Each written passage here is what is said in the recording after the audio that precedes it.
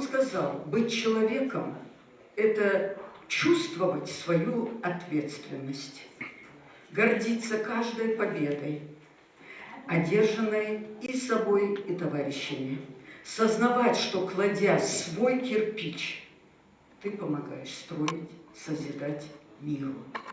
В актовом зале Назрановского политехнического колледжа сегодня все сосредоточены. Чувствуется общее волнение. Студенты занимают свои места и готовятся к началу диктанта, в котором каждый участник может проверить свои знания. Вопросы разные. Обсуждения не возбраняются.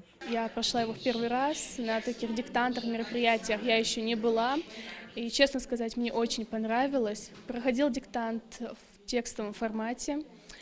Это было очень интересно, и я дальше, в будущем, планирую еще также в таких мероприятиях, в таких диктантах еще поучаствовать. Период с 2022 по 2031 год объявлен президентом России Владимиром Путиным десятилетием науки и технологий. Главная цель – вовлечение исследователей и разработчиков в решение важнейших задач страны. Проведение диктанта, посвященного Великой Победе, имеет символическое название и приковывает внимание студентов к значению науки в развитии общества. Диктант проходил одновременно в нескольких образовательных учреждениях России, и в Назрановском колледже он организован впервые в Ингушетии. Мы знаем, что вклад в Великую Победу был внесен большей частью, даже мне кажется, именно учеными. Наконец-то мы пришли к тому, что мы должны отметить именно вклад науки, вклад ученых в Великую Победу. Вот мы пишем историю, как я вчера нашим студентам сказала. Мы впервые и первые в этом деле.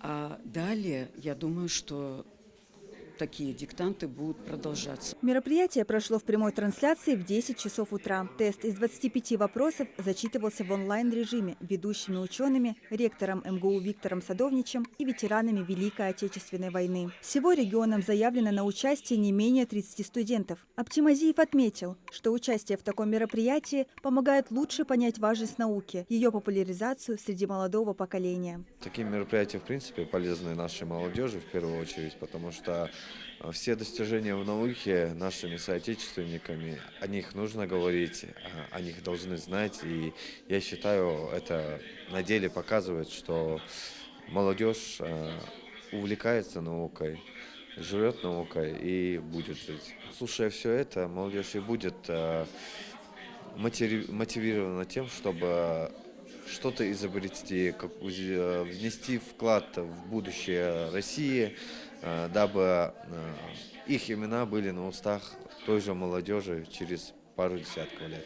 Наука внесла большой вклад в победу нашей страны. Великая Отечественная война дала толчок ее развитию. Ингушский народ показал себя достойно в научных открытиях, и нам есть кем гордиться. Организаторы планируют устраивать подобные мероприятия ежегодно для привлечения молодежи к изучению научных дисциплин и воспитания поколения ученых, готовых внести свой вклад в развитие региона и России. Луиза Арапиева, Билал Ахильгов, Магаз 24.